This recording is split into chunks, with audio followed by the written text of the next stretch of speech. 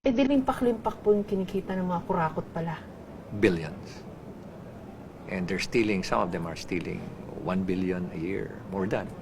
And So- if you're stealing 1 billion a year, you're stealing 2.7 million a day. Wow. And alam mo ba yung dimension ng 1 billion? Kung at 1,000 pesos, that's 5 feet by 5 feet by 4 feet. Na pera. Yes, feet. So parang ganito po, itong kinakaupuan natin ngayon. Atras. Ganun, Ganyan kahit- karami po yung perang ninanakaw. More than pa. Dati-rati akala nila kasi millions lang ang ninanakaw eh. No, it's not. It's in billions. Bilyones po. Dahil sa inflation rate, tumaas din po yung ninanakaw nila.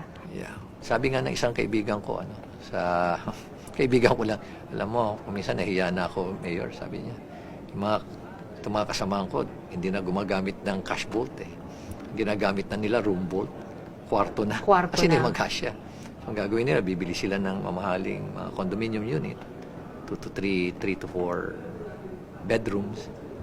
Tapos yung isang bedroom, ko-convert nila into a room vault.